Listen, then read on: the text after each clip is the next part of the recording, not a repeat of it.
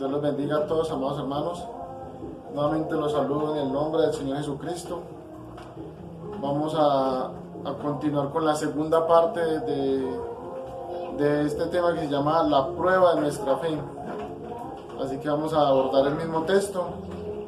Está en 1 de Pedro, capítulo 1, versículos 3 hasta el 7. Dice: bendito el Dios y Padre de nuestro Señor Jesucristo, que según su grande misericordia nos hizo renacer para una esperanza viva por la resurrección de Jesucristo de los muertos, para una herencia incorruptible, incontaminada e inmarcesible, reservada en los cielos para vosotros, que sois guiados por el poder de Dios mediante la fe, para alcanzar la salvación que está preparada para ser manifestada en el tiempo postrero, en lo cual vosotros os alegráis, aunque ahora por un poco de tiempo, si es necesario, tengáis que ser afligidos en diversas pruebas, para que sometida a prueba vuestra fe, mucho más preciosa que el oro, el cual aunque perecedero se prueba con fuego, sea hallada en alabanza y honra y gloria cuando sea manifestado Jesucristo. Amén. Vamos a orar. Padre celestial, Señor Jesús, Padre, me presento delante de tu presencia en esta tarde, Señor, con el objetivo de transmitir este mensaje, Señor. Pero, Padre, como hombre yo soy insuficiente, yo no soy capaz, Señor. Se requiere, Padre, para hablar al espíritu de tus hijos, que el Espíritu Santo sea quien les hable, Señor. Así que, Padre, yo me hago a un lado, Señor, para que tú tomes el control y pueda hablarnos, Señor, a cada uno, Padre. Bendice a todos tus hijos, Señor, que están dispersos alrededor de todo el mundo, Padre, a los cuales tu promesa fue que tú en tu palabra serían reunidos, Señor, de todas las naciones, Padre. Gracias te doy, Señor, en el nombre del Señor Jesucristo. Amén.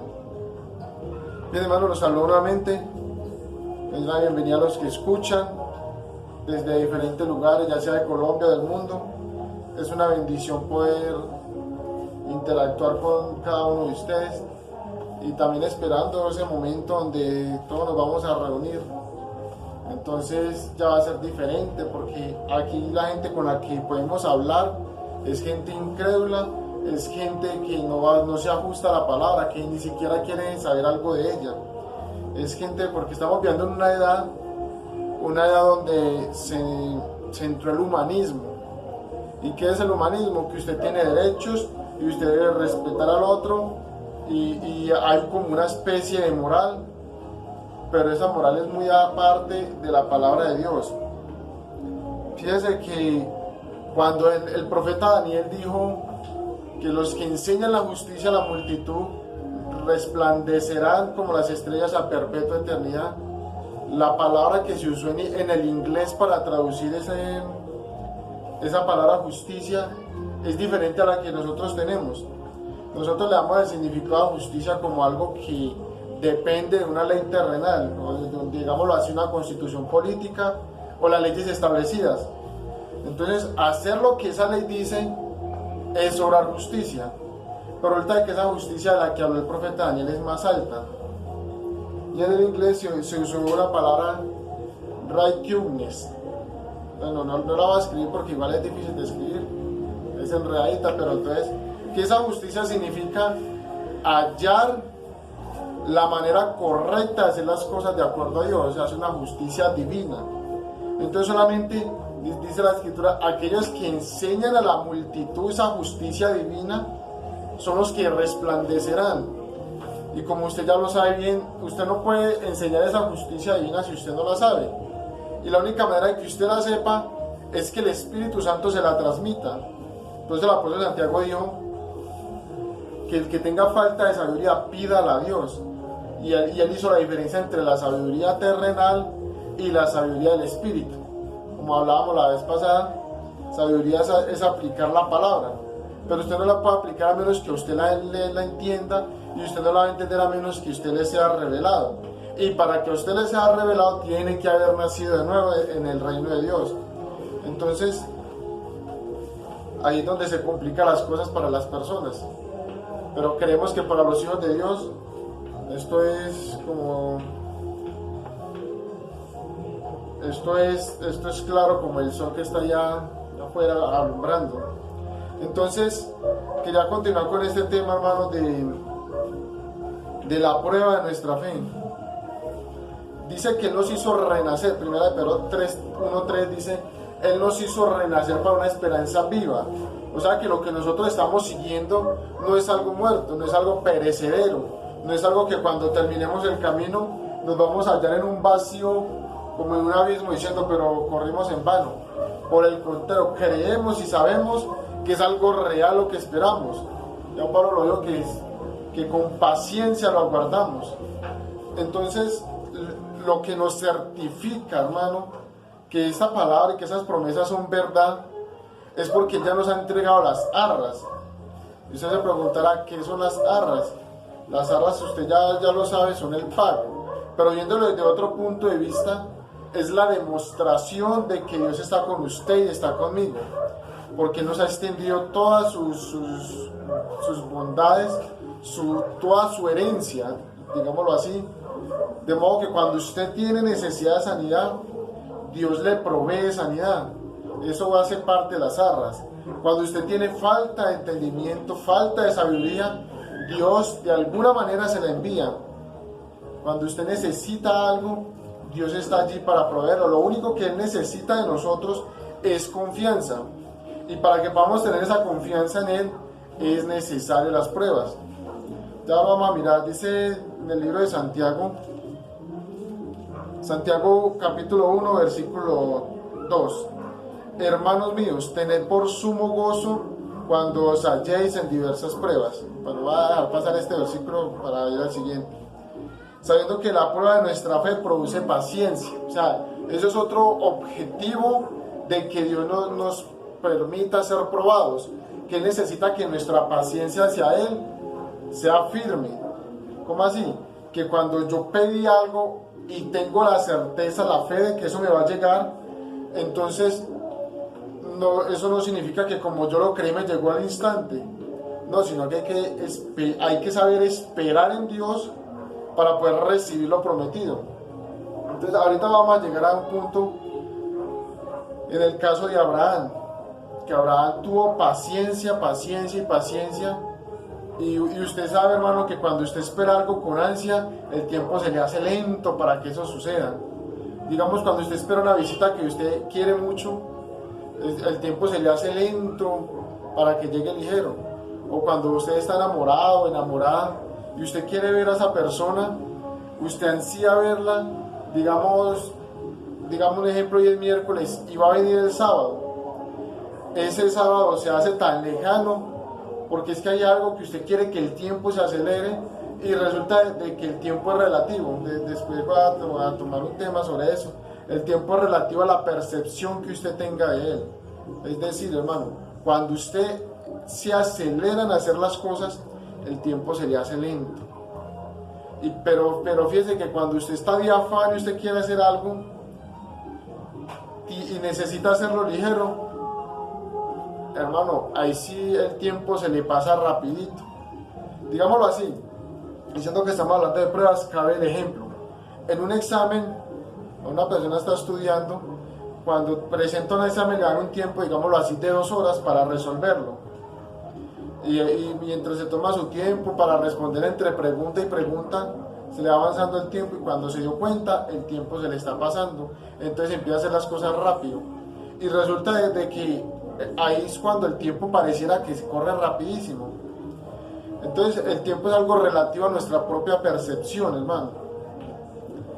Ahora, en un examen, siendo que las pruebas son esos exámenes que Dios nos hace, el maestro o el que está haciendo la prueba, él permanece en silencio. Él no interfiere porque él ya tuvo un tiempo suficiente para dar las explicaciones a los temas que se están evaluando.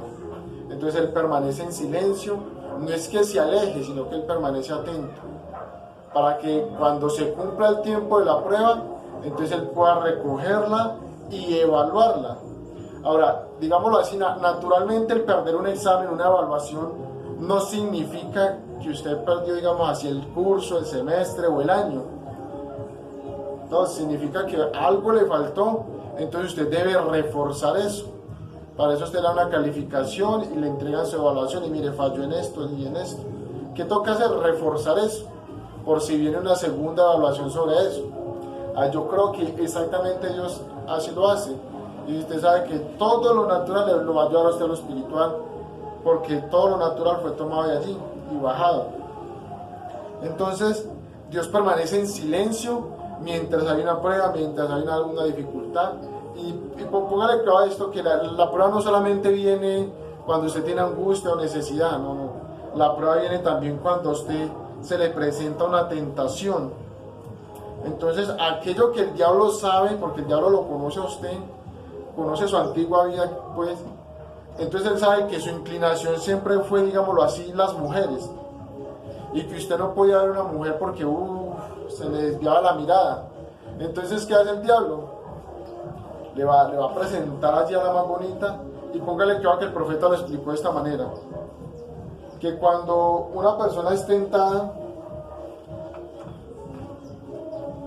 digo el Espíritu Santo a través del apóstol Santiago, dijo, cuando alguno es tentado, es atraído de su propio deseo, de su propia concupiscencia.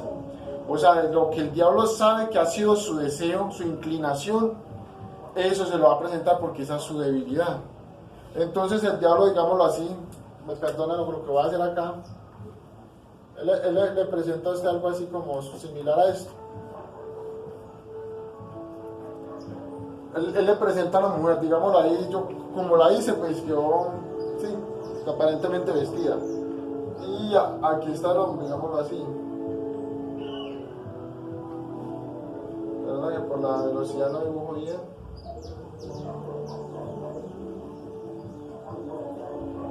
Bueno, el caso es que aquí está el hombre.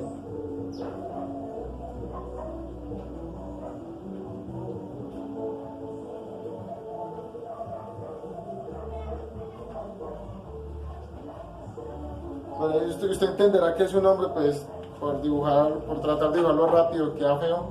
Entonces, ¿qué es lo que sucede? Que el diablo llega y esta mujer le envía un espíritu para que la desnude. ¿Cómo la hace desnudar? Porque empieza a dar sensación de que está bien, de que se ve hermosa si se quita la ropa y si se la muestra a los hombres. Eso todo es vanidad, dice la escritura. Entonces, ¿qué pasa? El espíritu que está en esta mujer la desnudó. Y entonces llega aquí el hombre y el hombre físicamente la está mirando a ella. Pero resulta que el espíritu que está aquí dentro de ella hace contacto con su espíritu,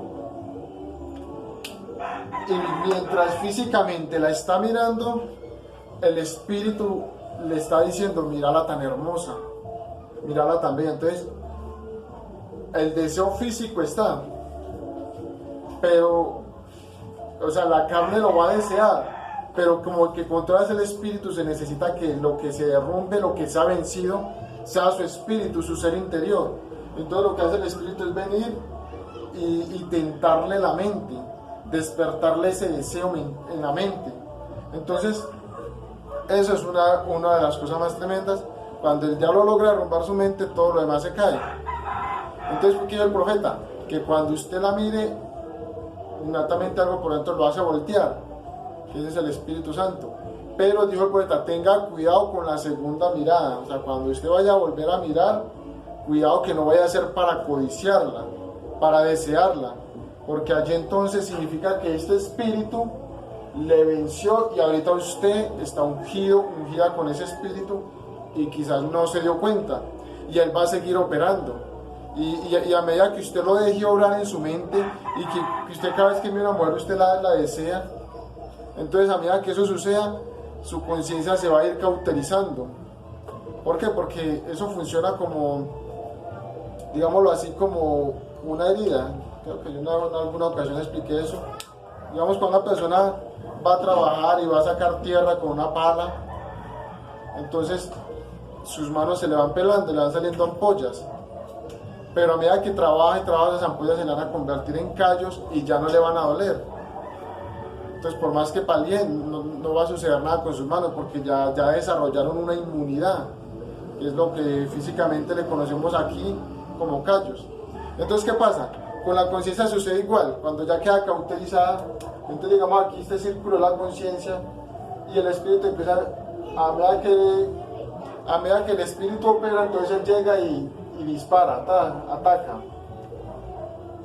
La fue debilitando y le causó una ampolla porque hay una sensación de dolor espiritual por el pecado. Pero cuando eso se resiste, entonces sigue enviando y lo que va a desarrollar la conciencia, llamémoslo así, lo que la escritura llama cauterizar, es como similar a un callo que ya por más que venga, lo que debería amonestarlo ya no lo amonesta porque ya desarrolló como una resistencia a lo que el Espíritu Santo hace. Entonces la conciencia queda cauterizada y la persona quedó atrapada allí, y allí es donde está el peligro, porque allí ya no duele el pecado, allí ya no duele cometer las cosas, allí es cuando el Espíritu Santo quedó contristado y ya no puede obrar. Eso sucede con muchas personas cuando la palabra quiere hacer una corrección y la persona resiste. Bueno, entonces como digamos Dios lo usó a usted para hablarle a ella, entonces lo resistió a usted, ya usted no le va a volver a hablar.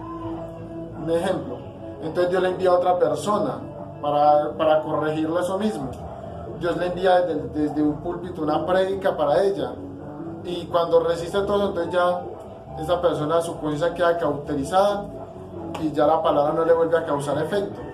Eso es lo que está sucediendo con el mundo hoy, especialmente con el mundo religioso, que cuando la palabra llega y es rechazada, entonces la conciencia se cauteriza y ya por más que la palabra suene, la persona ya la rechazó. Entonces eso es lo que nosotros debemos vigilar, hermano, que no nos va a suceder cosas así. Entonces voy a leer acá lo siguiente: nuestra confianza se ha venido limitando a que si nos sentimos mal, algún hermano nos diagnostica. Póngale cuidado a esto. Muchas veces estamos enfermos y le contamos a algún hermano, es que me pasa esto y esto. Entonces el hermano, como ya tiene algún conocimiento natural de las cosas, entonces empieza a decirle, es que esto debe ser tal cosa, esto debe ser tal otra, y empieza a agrandar el problema. Póngale cuidado a esto. Muchas veces no lo hacen con mala intención, pero muchas veces es nuestra fe la que está en juego. Cuando alguien llega y agrandó la cosa, digamos, es que tengo algo, y me dice, no, eso debe ser cáncer, está enviando una palabra para sembrar, y ahí es donde eso hay que rechazarlo, porque el diablo puede usar también un hermano. Entonces, al hacer eso, entonces ya empezamos a escuchar y a depender, digamos, de un medicamento que el hermano nos receta. Y si eso no nos sana, entonces ahí vamos a perder nuestra confianza. Entonces nuestra fe se va viendo afectada por lo que los demás dicen. Y muchas veces las personas tenemos la tendencia a que las cosas sean agrandadas. Entonces en lugar de recibir un beneficio, una palabra de aliento, de fe, vamos a recibir una palabra para menguar nuestra fe. Al decirnos eso debe ser tal enfermedad, y nosotros la aceptamos, estamos ya abriendo una brecha para que la palabra no pueda pasar. Entonces, ¿qué sucede? Ahí es donde hay que hacer como Abraham hizo, llamar todas las cosas que no son como si fueran, y las cosas que son como si no fueran. Un ejemplo, yo estoy enfermo, entonces alguien oró por mí y la enfermedad no se fue, pero lo que hace que la enfermedad se vaya es lo que yo creo de la palabra. Si yo creo que esa oración funcionó, esa fe debe mantenerse intacta y debemos tener la paciencia hasta que veamos los resultados. Como en el ejemplo de que el profeta pone del cieguito. El profeta oró por el ciego, la visión le mostró que ya había sido sanado, pero duró muchos días ciego, hasta que él volvió y le preguntó al profeta que qué tenía que hacer. El profeta le dijo, siga confesándolo, o sea, viva de su confesión. Ahí también en otra ocasión hablaré sobre eso, queriendo Dios. Dice la escritura que el hombre comerá del fruto de sus labios. O sea, lo que usted habla es lo que usted va a traer hacia sí mismo. Eso es lo que va a llegar. Si usted todo el tiempo está hablando cosas malas, está hablando más de fulano, de sutano, eso es lo que usted va a traer. Entonces, pero si usted todo el tiempo está hablando positivamente, de acuerdo a la palabra, todo el tiempo está hablando bien del uno y del otro, está sembrando cosas buenas, todo lo que el hombre siembra, eso va a recoger. Entonces, al usted soltar la palabra, usted está sembrando. Y los terrenos donde esa palabra va a ser sembrada es en la mente espiritual de la gente. Entonces, dice, la prueba comienza desde el día en que creemos, como ya lo habíamos visto antes. Nuestro peregrinaje, durante nuestro peregrinaje las pruebas vienen una y otra vez, o sea, no es solamente una sola vez que llegó la prueba y ya, sino que, digámoslo así, su vida está sometida a un círculo, o digámoslo así, en una línea, digamos, esa línea es la gran prueba suya. Usted comenzó acá y va a terminar por acá. Entonces, durante esa gran prueba que es su vida entera, desde que comienza la vida en Cristo, a usted le va a llegar por aquí una prueba, otra prueba y otra prueba y otra prueba, y a medida que usted supera una, avanza en un espacio de tiempo hacia la siguiente. O sea, cuando usted superó una prueba, entonces hay un espacio de tiempo para que vuelva a suceder la otra. Ahí es donde usted debe mantenerse firme en esta. Si usted venció, procure no volver a caer en lo mismo para que no tenga que volver a encerrarse en un círculo. Ahora, cuando la persona cae, ella no puede avanzar, queda allí hasta que supere la prueba o hasta que definitivamente se muere y se vaya para el mundo. Entonces hay un espacio de tiempo entre una prueba y la otra. Pero ¿qué dice? Que detrás de cada prueba hay una bendición porque usted va a subir, usted va a crecer. Ahora entonces, eso sucede durante nuestro peregrinaje porque nosotros debemos entender que somos peregrinos. ¿Qué es un peregrino? Ya lo habíamos dicho, es alguien que está de paso, alguien que vino digámoslo así, naturalmente vino de una ciudad a otra. Pues como eres oriundo o tiene su origen en esta ciudad, aquí es un peregrino, un extranjero. Eso es lo que somos aquí nosotros en esta tierra. Somos extranjeros y peregrinos. O sea, no somos de aquí, estamos de paso. Tenemos un objetivo, o Dios tiene un objetivo con nosotros al permitirnos pasar por aquí, y es darlo a conocer a Él. Como digamos el ejemplo de Abraham. Abraham, donde llegaba, él confesaba: yo no soy de esta tierra, y él confesaba por qué era que él había salido y por qué era que estaba allá. Él decía: es que a mí Dios me habló y me dijo que dejara esto y aquello. Ya vamos a tocar esa parte. Y cuando eso sucedió, entonces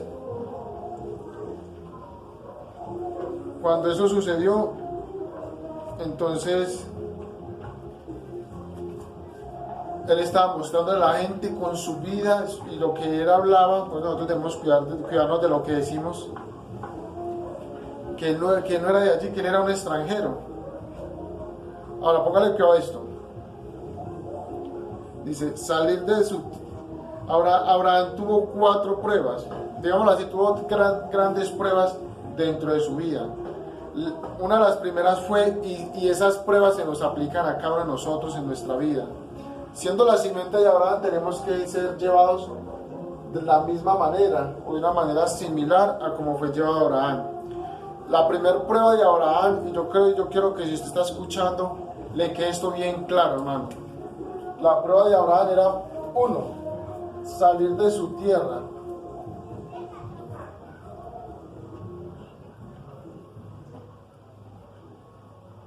Y de su parentela.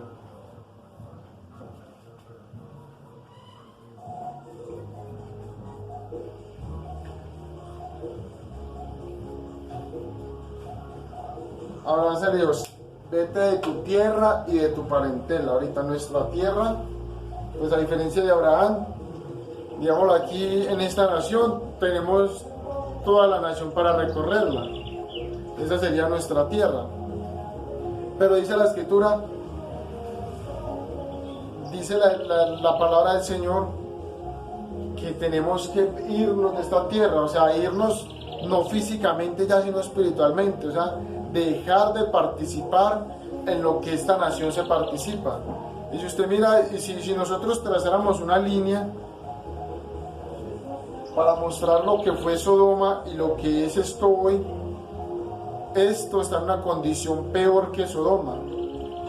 Porque allá Sodoma no hubo nadie que le fuera a hablar de salvación. No hubo nadie que le mostrara que había un Dios real.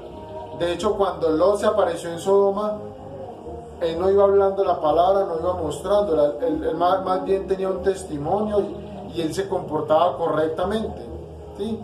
Él hacía las cosas correctamente porque había un temor de Dios en él. Pero de ir allá a llevar un mensaje, no tenía un mensaje que llevar a la gente. El mensaje estaba con Abraham. Y después el mensaje que le fue a los sodomitas en tipo fue que ellos tenían que ser cegados. Entonces, no debe, o sea, salir de nuestra tierra es dejar de participar en las cosas del mundo. O sea, el mundo tiene sus fiestas, tiene sus costumbres, el mundo apuesta, el mundo roba, el mundo hace cantidad de cosas que ya nosotros, por haber dejado el mundo, dice el apóstol Pedro, habiendo huido de la corrupción que hay en el mundo, ya no participamos de eso. Pero la segunda parte es más tremenda. Vete de tu tierra y de tu parentela. Ahí es cuando Dios dice, y dice el poeta, Dios quiere separadores. Dios quiere separadores. O sea, que usted no participe en las cosas en las que participaba antes con su familia, cosas que eran de paganos, de incrédulos. Uno muchas veces va y visita a la familia porque no es dejarla físicamente, sino dejarla espiritualmente, y traen a relación cosas que nosotros vivimos en el pasado. Digámoslo así, yo personalmente en el pasado yo fui muy cansón, a mí no se me escapaba nadie para molestar, y entonces hoy eso que yo hacía junto con ellos lo siguen haciendo hoy. Entonces son cosas que ya para mí deben haber quedado en el pasado, pero yo voy allá, los visito un rato, y ¿qué sucede? Que esas mismas cosas las están haciendo y tratan de incitar a que uno también las haga. Entonces vete de tu tierra, porque nosotros tenemos que ser un testimonio vivo. Y lo más tremendo es que Dios, dice el profeta, Dios no bendijo a Abraham hasta que no se separó de Lot. O sea, mientras usted tenga un incrédulo en su casa, usted no va a poder ser plenamente bendecido por Dios. Dios requiere una separación. Dios requiere que usted tome una decisión. Y decía, o vivo como ellos y participo y lo que ellos hacen, o me separo. Entonces, hasta que Abraham no se separó de Lot, Dios no empezó a lidiar plenamente con él. Entonces esa fue una de las grandes pruebas. Ahorita hay mucha gente que ama más a un familiar en la carne que a la palabra. Hay gente que en lugar de ir a un culto, un servicio de la palabra, se van a visitar a sus hijos. Entonces, eso es idolatría. Todas esas cosas tienen que ser cortadas. Todo aquello que ha estado tomando el lugar de Dios en nuestra vida, hay que cortarlo. Yo tengo que cortar muchas cosas. Y es increíble cuando uno está hablando, es tremendo, y la palabra llega y lo redarguye por otra cosa a uno. Pero es así. Cualquier cosa que yo esté poniendo, tengo que apartarme de ella. Y como muchas veces no nos apartamos, entonces el Espíritu Santo viene así, entonces venga, lo pongo a andar de aquí hasta acá. Entonces, aquí es donde llega la otra prueba. Pero ¿qué dice el apóstol Santiago? Tener por sumo gozo, o sea, gocémonos porque Dios nos está levantando. Dios nos está probando para llevarnos a un lugar más alto. Entonces, segundo, esa fue la primera prueba. Segundo, y esta es la más tremenda, ¿no? O digámoslo así, no la más tremenda, sino algo tremendo. Por eso yo les decía que a nosotros se nos apliquen las mismas pruebas de Abraham. Segundo, era esperar al hijo. Esa fue la segunda prueba de Abraham, esperar al hijo prometido. Allá fue Isaac, el hijo natural, nosotros estamos esperando al hijo espiritual. Ahorita el Señor ya vino, pero vino en una forma del Espíritu Santo, Y dice la escritura que su venida está en 3 etapas, que la parte fue el profeta, la segunda la voz de arcángel que estamos viviendo, y falta que se complete con la tercera, que es la voz de la trompeta, para subir a la gloria. Entonces, en este esperar al Hijo, primero hay que creer que Él viene. Abraham esperó a su hijo natural durante 25 años. Y cuando alguien venía, pero usted ya está muy viejo, mire cómo está arrugado, escasamente puede levantarse, Abraham todavía seguía creyendo que el hijo vendría. O sea, la verdadera fe no es la que dice yo creo, sino la que mira las cosas imposibles. Esa fe es la que mira las cosas imposibles y dice, Dios lo va a hacer. O sea, cuando yo dejo de mirar todas las cosas naturales que me son estorbo, que yo considero impedimento, entonces yo digo, Dios tiene el poder para hacerlo. Y Dios lo prometió y Él lo va a cumplir. Como una persona, y si usted tiene ese problema, hermano, hermana, no puede tener hijos, entonces usted simplemente haga lo que hizo Abraham, confiéselo. Listo, confiéselo. Que el doctor dijo, listo, el doctor llegó hasta su capacidad, hasta ahí le permite llegar, pero resulta que para las esferas espirituales un doctor no se va a poder meter, se necesita que intervenga Dios. Entonces simplemente es creerlo y confiéselo, que cuando menos piense va a llegar. Entonces, esperar al Hijo, vienen muchas cosas detrás de eso, porque ahí mientras esperamos esto, el diablo utiliza cantidad de artimañas para que usted descuide su atención. O sea, esto no es solamente esperarlo, sino que esto es una meta hacia la cual nosotros vamos caminando. Nosotros vamos hacia ello. Porque el Hijo ya llegó, está esperando a que nosotros nos cuadremos para perfeccionar la obra. Entonces, aquí donde la gente se burla, durante todo nuestro peregrinaje, la gente se aprovecha. Mire, la verdad es que la gente se dé cuenta de que usted es un creyente y la gente quiere que usted les dé de su comida, quiere que usted les dé de su dinero, por el simple hecho de ser creyente. Por decir, una vez me encontré a un señor, yo fui a una panadería a comprar pan y el señor como que iba a comprar también. Entonces, como él sabía que yo era creyente en ese tiempo, entonces él dijo, gásteme un pan, y yo llevaba escasamente para comprar el pan para la casa. Yo no tengo. Entonces me sacó la escritura a relucir. La escritura dice, la Biblia dice que hay que darle de comer al hambriento. ¿Quién era ese? El diablo utilizando la palabra para atacar. Eso es una cosa tremenda, pero así es. Entonces, si fuera para entrar en discusión, uno también le puede decir, la escritura dice que el que no trabaje no coma. Pero en ese caso, yo lo que hice fue dejarlo callado. Me fui meditando en eso. Pero es una cosa tremenda cuando la gente utiliza la palabra para aprovecharse. Y como dice, si un vecino se da cuenta de que usted es creyente y es de los vecinos aprovechados, entonces él va a estar tocando la puerta para que usted le sirva, para que usted le preste plata y muchas veces no pagársela. Porque como él sabe, la gente sabe lo que la Biblia dice, pero ellos no están obligados a aplicarla porque no hay nada con qué vivirla. Pero sabe que el creyente sí está obligado a hacerlo, entonces se aprovechan de eso. Entonces fíjense que esas son cosas que a uno le tienen que suceder mientras espera esto. Ahora, aquí es donde hay una cosa más tremenda, digámoslo así. La tercera cosa que Abraham tuvo que afrontar fue esta.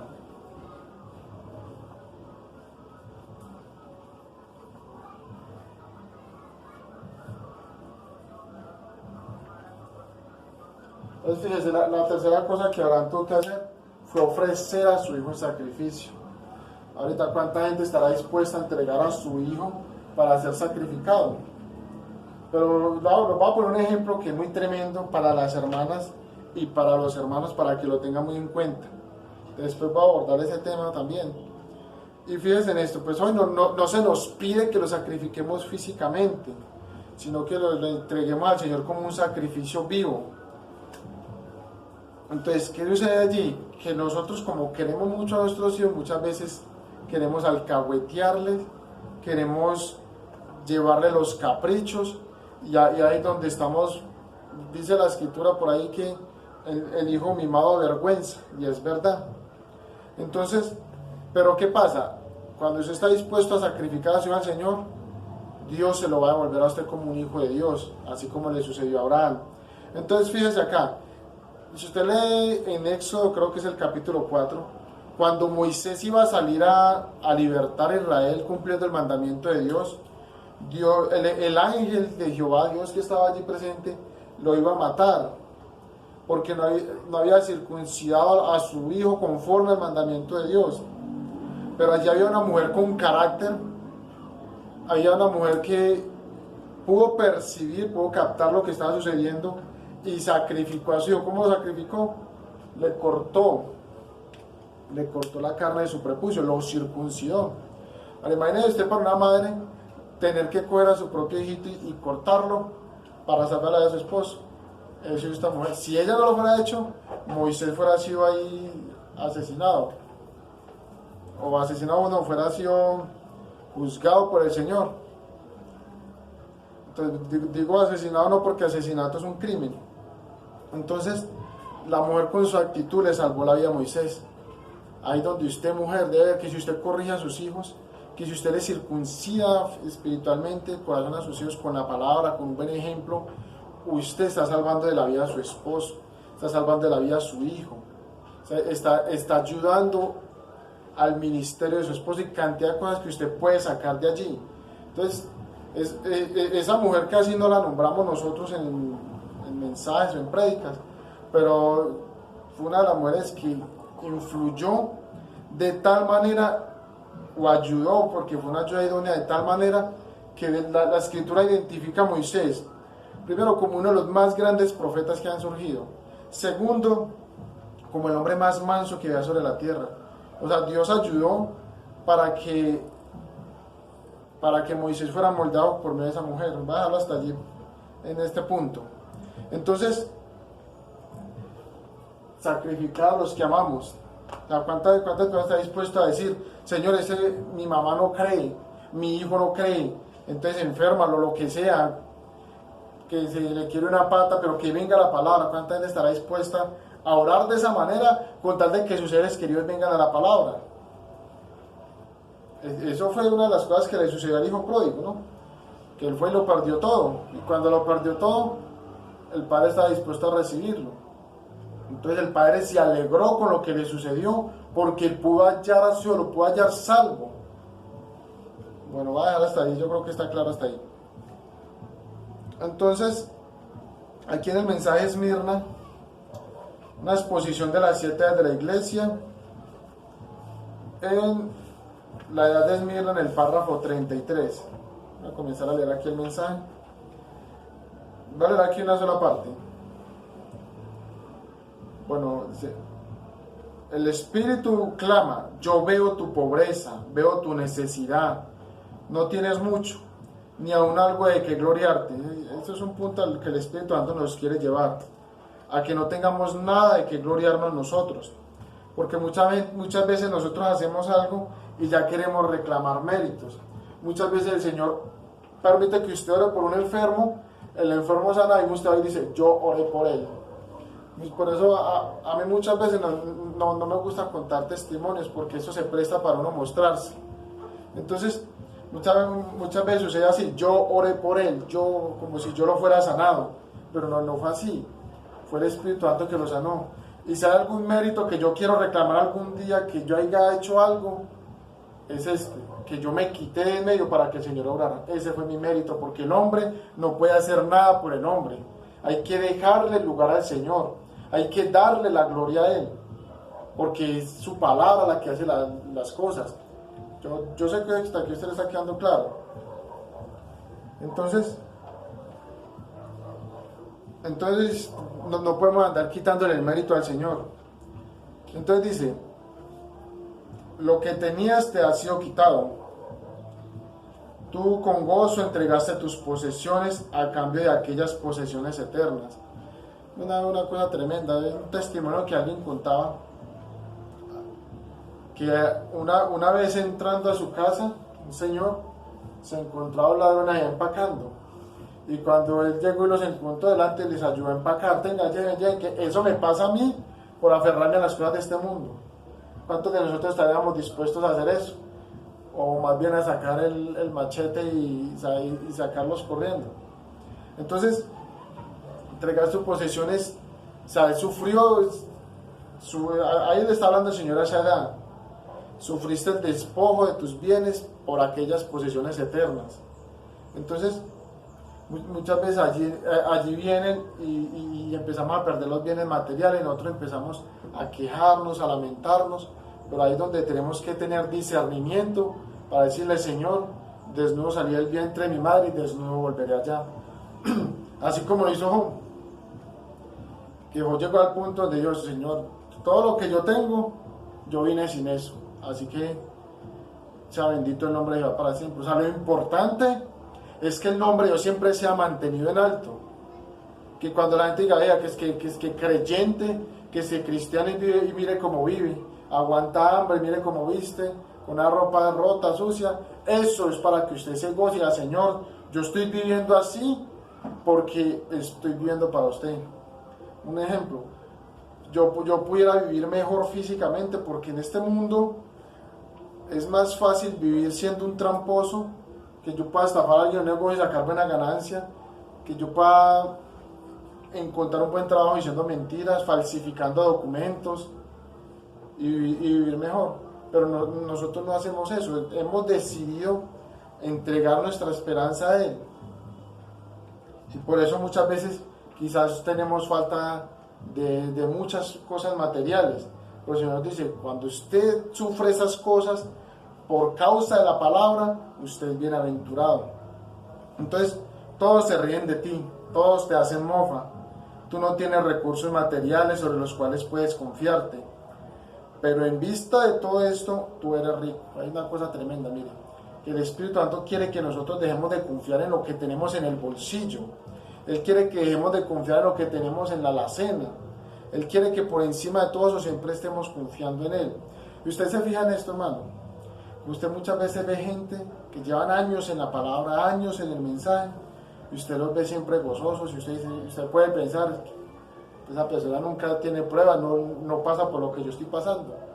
Pero mentira, que esa persona es la que más pasa por pruebas, sino que tiene una trayectoria, de modo que ha vencido una y otra, entonces ya desarrolló un carácter. Ya recuerda que dice el mensaje que el carácter es una victoria. Esa persona desarrolló un carácter y por eso tiene la actitud correcta ante las pruebas. Entonces uno se encuentra con gente que está siendo probada y que está siendo afligida, pero sin embargo él llega y lo levanta a usted diciéndole: vamos para adelante, que el Señor está con nosotros. Entonces así me quiero encontrar yo, hermano, a medida que avanza el tiempo, que no importa lo que me esté sucediendo, yo pueda permanecer firme y ayudar a los demás, levantar a otro. Entonces, tu seguridad está en Él, en Cristo, quien es tu escudo y tu gran recompensa. Tu reino está por venir y vendrá. Nosotros oramos: hágase tu voluntad como en el cielo, así también en la tierra. Ahora, esa oración ya tenemos que tener discernimiento. Cuando Él dice: hágase tu voluntad como en el cielo, es como se hace en mi vida, como la voluntad de Dios se hace en mi vida, porque aunque yo cometa errores, yo le dije un día al Señor: Señor, hágase en mí conforme a tu palabra. Y yo creo, como dijo Jeremías, que el hombre no es señor de su camino. O sea, usted no es dueño de su camino, sino que es Dios el que le ordena sus pasos. Que así suceda conmigo, así quiero yo. Entonces Él vendrá y su reino. Cuando hablamos del reino, estamos hablando del reino de nosotros, porque nosotros somos el reino de Dios. Su reino no tendrá fin. Yo sé cuán duro, yo sé tus pruebas y tus problemas. Yo sé cuán duro es proseguir, pero me acordaré de todo esto cuando vuelva para reclamarte como mío, y entonces te recompensaré. La bendita promesa aparte del Señor. Entonces, mire, por aquí tengo apuntado otra cosa. Dice que estamos viviendo en un tiempo donde muchas veces el criterio de espiritualidad es una abundancia de bienes. O sea, nosotros miramos a la persona que tiene bienes, buen trabajo y está siendo bendecida, entonces le damos a eso un significado de que está bien con el Señor. Dijo el profeta: Cuán rica es la iglesia en bienes terrenales, pero cuán pobre es en espíritu. Ahí es donde tenemos que mirar nosotros la diferencia. Que las cosas no se miden por las materiales, sino por lo que nosotros tenemos espiritualmente. Entonces, vamos a ver aquí una cosita.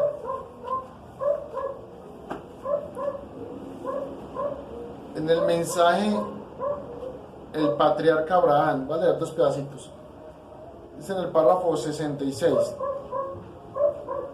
Oh Señor, la promesa de la palabra, tanto eso que acabé de leer hace un momento como todo lo demás, es para aquellos que pasan por la prueba.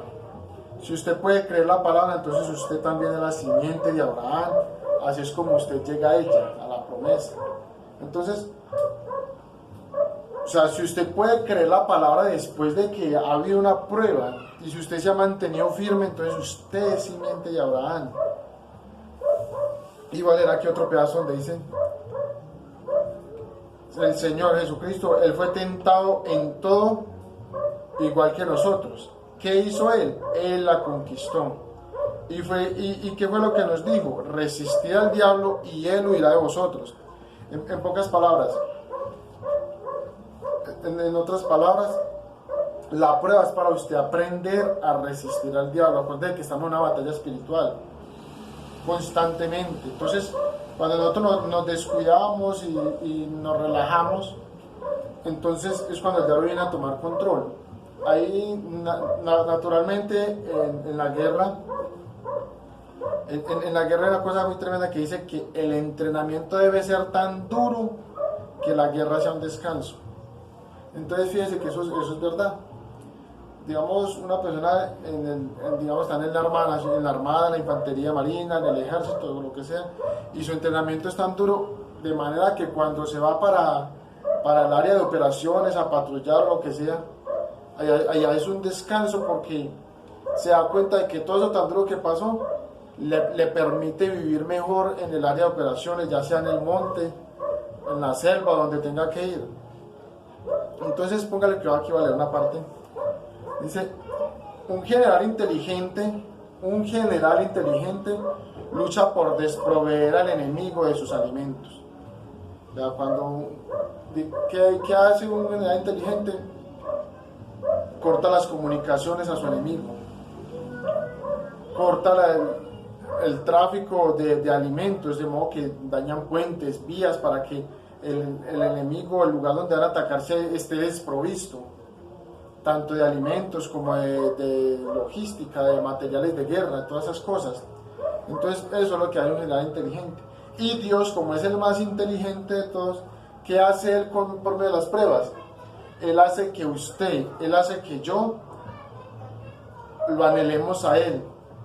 Y cuando nosotros anhelamos su palabra viene, nos vivifica, y lo que hace es cortarle el suministro al diablo, para que ya no tenga cómo operar en su mente, para que ya no tenga cómo cortarle a usted la fe, para que ya no tenga cómo hacerlo caer.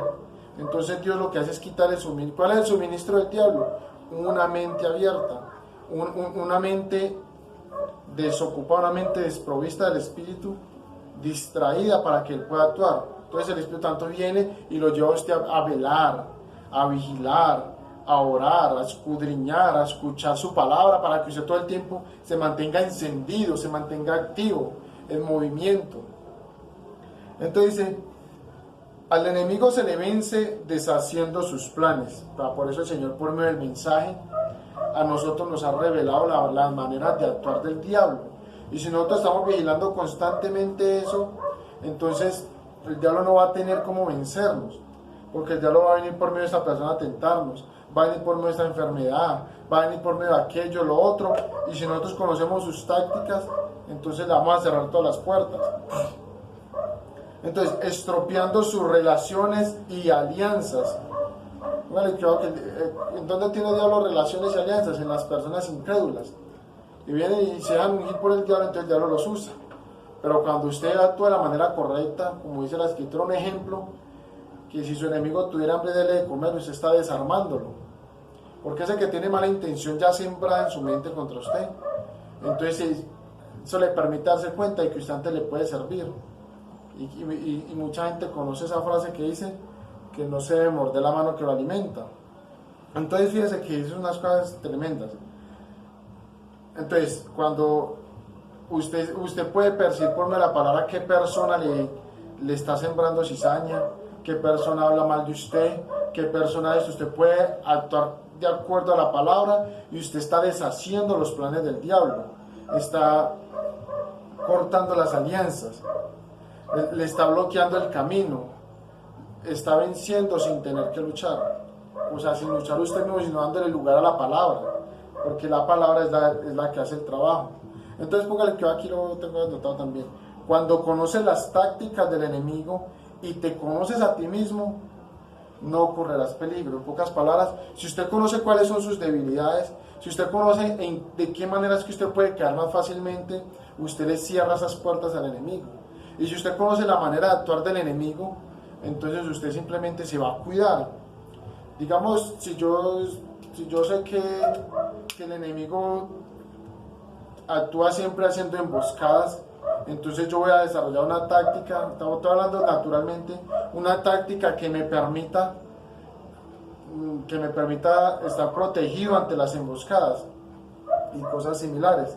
Digamos, aquí en Colombia se dio un fenómeno de las guerrillas que actuaban por miles y cuando llegaban a atacar un pueblo atacaban por cientos, de modo que acababan, como el dicho, hasta con el nido de la perra. Pero cuando llegaron otro ejército, digámoslo así, para no entrar en polémica ni nada, llegó otro ejército, bueno, que aquí se le llamó las autodefensas, desarrollaron una táctica para combatir eso. Y cuando ya tenían cientos, ellos llegaban con 100, 150 nomás. Entonces causaban un estrago desde diferentes puntos y ya la emboscada se la atendían ellos a los otros. ¿Cómo lo hacían? Conseguían inteligencia de cómo operaban, de cómo se movían al interior, digamos, del campamento, y cuando iban a atacar, entonces cada uno se posicionaba en un punto específico. De modo que cuando entraban a atacar, los otros estaban conmocionados porque los atacaban de todos lados y no tenían cómo defenderse, y esa fue una de las maneras como las guerrillas aquí se fueron acabando. Bueno, voy a pausar ahí, no va a dar más información sobre eso. Pero bueno, es para que usted pueda, claro, que si usted conoce las tácticas del enemigo, usted por medio de la palabra puede protegerse para que eso no le vaya a afectar. Espero que esté quedando claro. Entonces, cuando te conoces a ti mismo, o sea, la palabra lo lleva a que usted se conozca a usted mismo. ¿Cuáles son sus falencias, sus debilidades? ¿Para qué? Para que usted sepa que ese es el lado que usted le van a atacar. Si digamos, si usted es una persona que le gusta estar parlanchineando de los demás, hablando de los demás, el diablo le va a mandar a alguien muy sutil para llevarlo a usted a hacer eso. Entonces, cada una de esas cosas, si usted es un mentiroso, le va a poner a alguien que le incite a mentir. Si usted ha sido un codiciador de mujeres, le va a mandar mujeres desde la que aparentemente es más fea hasta la que aparentemente es más bonita.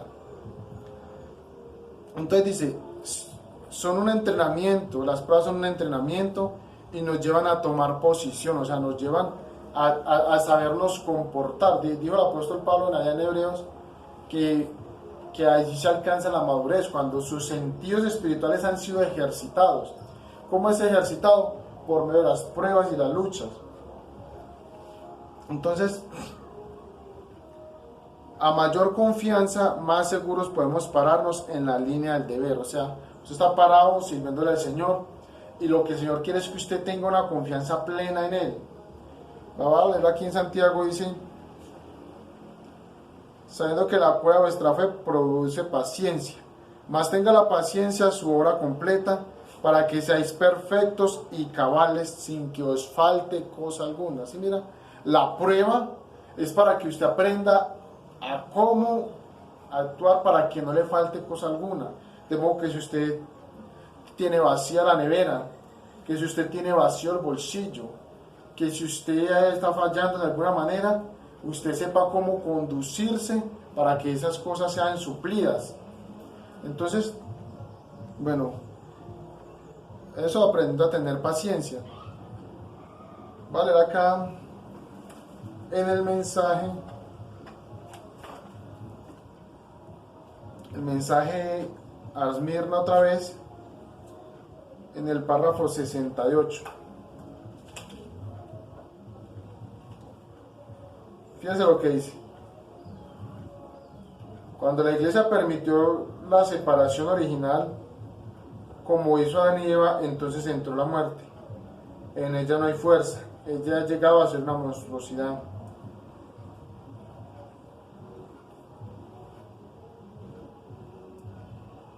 Y fíjense más adelante, tipificándolo con la iglesia, dice el profeta, ella no podía producir nada en el espíritu, porque sus esperanzas estaban basadas en un programa y no en fe en su palabra. Sembraron programas y cegaron programas, sembraron perfección y perversión y sembraron y cegaron hijos perversos. Eso es lo que Dios quiere entonces, hacer que nosotros nos separemos de cualquier idea de yo soy capaz, de yo puedo hacerlo por mis propias manos, sino que lo que el Señor requiere es como, ahí, lo voy a poner aquí una pequeña diferencia. Una cosa es decir, yo puedo hacerlo, y otra cosa es decir, no puedo hacerlo. Póngale cuidado a esto. Cuando digo yo puedo hacerlo, quiero decir yo con mis propias fuerzas soy capaz. Y cuando digo yo no puedo hacerlo es porque yo no tengo fuerzas para hacerlo. Entonces el ejemplo de David contra Goliat. Había un ejército que era Israel y todo ese ejército dijo yo no puedo hacerlo. Y era la verdad. David también dijo yo no puedo hacerlo. ¿Cómo lo dijo David? David dijo, tú vienes a mí con espada y con jabalina y todo eso, pero yo vengo a ti en el nombre de Jehová de los ejércitos. En otras palabras, yo no puedo hacerlo, pero Jehová sí, así que en su nombre yo voy. Yo sé que usted me está entendiendo. Entonces, cuando digo yo puedo hacerlo, es porque yo creo que el Señor va conmigo. Como dijo Pablo, todo lo puedo en Cristo que me fortalece. Entonces, para continuar acá,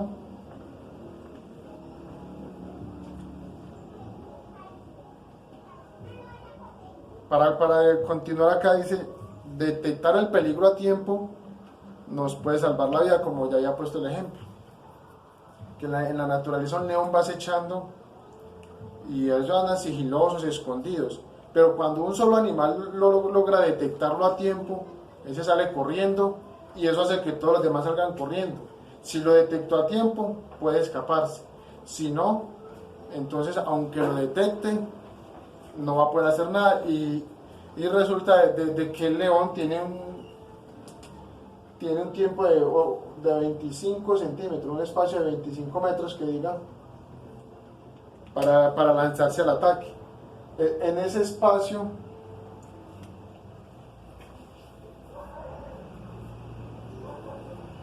de 25 metros, un león puede lograr la aceleración y la velocidad que necesita para que el otro animal sea atrapado antes de que alcance su máxima velocidad. Entonces, si un animal lo detecta antes de que se acerque a este punto, puede escaparse. Entonces muchas veces lo mismo, el diablo está acechándonos, pero cuando usted lo puede detectar a tiempo, pues hay que vigilar, hermano, pues hay que estar pendiente de lo que la palabra dice, hay que estar pendiente de lo que es mi comportamiento, el comportamiento de los demás, porque muchas veces puede ser una tentación y nosotros vamos y caemos fácilmente. Entonces, dice aquí, voy a bajar eso ahí, ya está ahí, dice aquí en segunda los Corintios 12:9.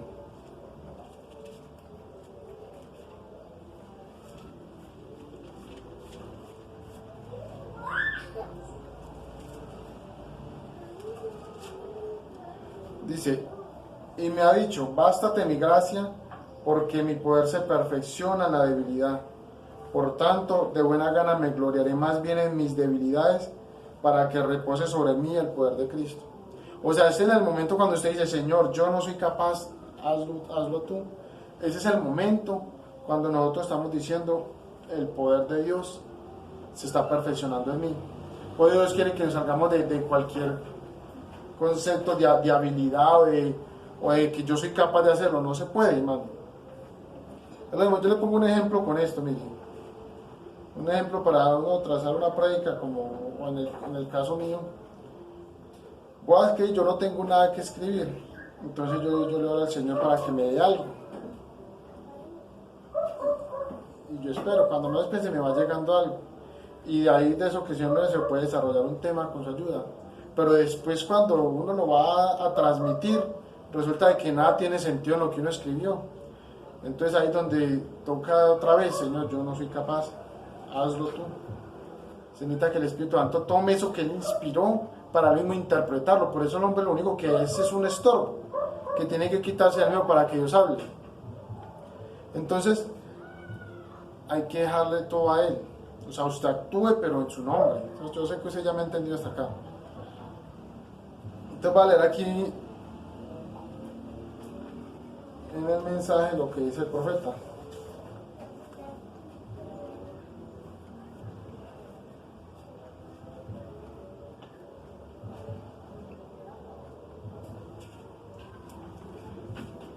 Dice aquí, fíjense lo que dice. Primeramente, el objetivo del Señor es llegar a poder usarnos. Pero como nosotros traemos tantas cosas del mundo, el Señor necesita cortarnos todo eso, así como le hizo a Moisés, como le hizo a Pablo. Moisés tuvo que pasar 40 años en el desierto para que todo eso que había aprendido lo olvide. Yo creo que Dios quiere que nosotros seamos de la misma manera.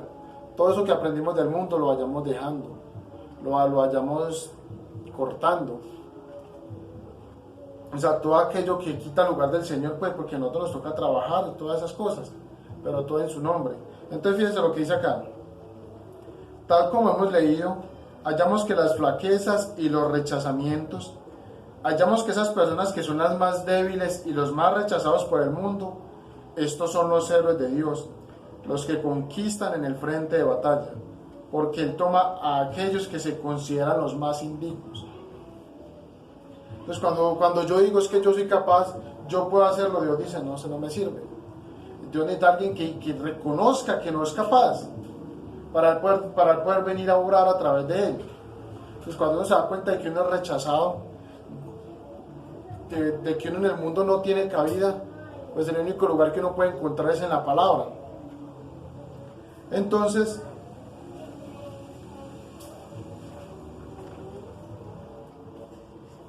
sigo leyendo acá. Una persona rechazada que se considere insuficiente, sin ninguna habilidad, estará en la mera condición en que Dios pueda comenzar a usarla. Ya ve usted el objetivo de las pruebas, que usted se separe de sí mismo, que usted venza su razonamiento, que usted venza sus pensamientos, sus conceptos, sus ideas, todo lo que usted ha traído del mundo, que usted sea parte de todo eso. Entonces Dios lo va a poder usar. Correcto, es cuando esa persona siente que no tiene ninguna habilidad, cuando Dios puede tomarla y hacer algo con ella. Cuando sentimos que tenemos la habilidad para hacer alguna cosa, entonces es cuando Dios no puede usarnos, que ahí nos estamos metiendo nosotros en el medio, a estorbar, porque somos nosotros mismos deseando hacerlo. Y por otro lado, nos vienen pensamientos de que somos insuficientes, o sea, hay dos extremos. Uno es que yo soy capaz, y lo voy a ir a hacer yo estorbándole al Señor. Y otro, no soy capaz y por eso tampoco me atrevo. Entonces hay que pararnos en el centro. Soy capaz y no soy capaz. En otras palabras, soy capaz con el Señor. Y no soy capaz, pero por eso le doy el lugar al Señor. Entonces tampoco queremos hacerlo porque nos llegan pensamientos de que somos insuficientes, como ya lo acabo de decir. Pero si tan solamente nos ponemos a escuchar el llamamiento de Dios, hallaremos que esa es exactamente la condición a donde Dios quiere que lleguemos para Él poder obrar. Cuando somos insuficientes en nosotros mismos, entonces estaremos más dispuestos a rendirnos al Espíritu de Dios. Mientras nosotros mismos pensemos que podemos hacer cierta cosa, no la podremos hacer. Pero cuando llegamos al punto en el cual sabemos que no podemos hacerlo, entonces es cuando nos rendimos a Dios y Él es quien lo hace. Bueno, yo creo que hasta aquí está quedando suficientemente claro. Dios tiene que sacarnos todas nuestras habilidades antes de poder cumplir su propósito en nosotros. Si Él tiene algo que nosotros debamos hacer, pero llegamos a sentir que estamos haciendo algo tremendo, nunca podremos ser usados por Dios. O sea, Dios comenzó a usarnos. Digamos, Dios comenzó a usar a una persona, de ejemplo que me viene a la mente en este momento. bueno, no lo va a escribir, Dios lo comenzó a usar, digamos, oró por un enfermo y este se sanó. Entonces, Dios lo está comenzando a usar. Pero cuando Él dice es que yo oré y empieza a reclamar el crédito, ahí es cuando Dios no puede usarnos. Pero es cuando le damos la gloria a Dios que Dios continúa actuando. Primero necesitamos tener un día de lamentaciones y llegar a un lugar de rendición total al Espíritu Santo. Es cuando, como dice la canción, el mundo nos inunda de fatalidad, que empezamos a darle lugar al Señor. Se requiere entonces la noche para expresar la gloria del día, dijo el profeta. Se requiere una tempestad, una tormenta para valorar el sol, digamos, de una mañana brillante. Entonces, se requieren las pruebas para valorar el gozo de que hayan pasado. Dios requiere todo eso. Ahora, en 1 Corintios 10:13, dice: no os ha sobrevenido ninguna tentación que no sea humana, pero fiel es Dios, que no os dejará ser tentados más de lo que podéis resistir, sino que hará también juntamente con la tentación la salida para que podáis soportar. Fíjense en esto. Por muy dura que esté la prueba, usted diga, uy, eso está muy difícil, pues entonces, entre más dura la prueba es porque más capacidad tiene usted para vencerla. Porque por eso la escritura dice, fiel es Dios, que toda prueba que Él pone es porque usted la puede resistir. Toda tentación que viene es porque usted la puede vencer. Por eso hay que estar vigilando. Porque usted no va, digámoslo así, naturalmente, usted es capaz de levantarse 50 kilos, pero si su cuerpo no está ejercitado para ello, usted lo levanta, pero después aparece con un dolor en la espalda. Pero si su cuerpo está ejercitado, entonces usted lo va a poder levantar y levantarse el otro y no va a pasar nada. Esto es lo que Dios requiere, que nosotros estemos ejercitándonos en la fe, ejercitándonos en la palabra, para que podamos vencer. Y para ir terminando, a leer aquí dos últimos párrafos. Dice: muchos de nosotros hacemos esto en nuestras vidas. Algunos tan pronto como se convierten al cristianismo, entonces se vuelven muy orgullosos e indiferentes y comenzamos a decir, es que yo me merezco esto, yo merezco bendición y esto, yo merezco entonces que el otro me esté manteniendo, me dé mercado, me dé plata porque yo soy esto. Eso es cuando nos volvemos orgullosos. Y lo que están haciendo es retroceder en vez de caminar hacia adelante. Cuando más usted pueda sacar de su propio ser, vuelvo y lo leo, cuanto más usted pueda sacar de su propio ser, entonces tendrá más lugar para que entre el Espíritu Santo. Eso es cuando nosotros nos aferramos a nuestra antigua vida, que yo he sido esto, y digamos un ejemplo, nosotros venimos con el concepto de que si alguien me molesta, entonces yo le voy a responder y no me voy a dejar, y si toca de golpes nos damos. Pero ¿qué dice el Señor? Eso es usted mismo. Saque eso de usted para poder que el Espíritu Santo pelee por usted la batalla. Por eso Él dice, no se vengue, deje que yo me vengo y yo lo hago de manera. Y es tan tremendo que dice por ejemplo Proverbios, que cuando usted vea a su enemigo siendo castigado, no se goce, no sabe que a Dios le desagrada y le quite el castigo. Entonces, todo un centro, todo debe tener su centro. Es como cuando Elías hablaba con Josafat y les dijo a esa gente, hagan aquí una zanja, porque mientras más profunda sea la zanja, más agua podrá contener. Entre más vacío esté usted de usted mismo, yo de mí mismo, más puede entrar el Espíritu Santo a orar. Y así es con nosotros. Cuanto más nos vaciemos de nosotros mismos y cuanto más basura de nuestras habilidades podamos sacar, entonces más lugar habrá para ser llenos por el Espíritu de Dios. Cuando hagamos eso, solo así sucederá. Dios solamente lo usará, Dios solamente me usará de manera correcta, perfecta, a medida que nosotros nos rendimos, a medida que nosotros nos salimos de ese concepto de yo soy, de yo puedo, de yo soy el que estoy haciéndolo, y empecemos a darle lugar al Señor. Vamos a dar hasta ahí, hermanos, y vamos a orar. Padre Celestial, Señor Jesús, Padre, te doy gracias por las pruebas, Señor, te doy gracias por las luchas, Padre, que nos llevan a tomar posesión de lo que nosotros somos, de nuestra herencia, Señor. Gracias, Padre, por las dificultades que nos dan un carácter, nos llevan a una madurez, Señor, nos llevan a saber cómo batallar, Señor. Por lo tanto, danos revelación y permítenos conocer las tácticas del enemigo, permítenos conocernos a nosotros mismos y lo que somos en tu palabra, Padre. Bendice a cada uno de los que escucharon, Señor, y de los que van a escuchar, y bendice nuevamente, te ruego, a cada uno de tus hijos, de tus ministros, de los laicos y de todos aquellos que tienen una relación contigo y con tu palabra, Padre.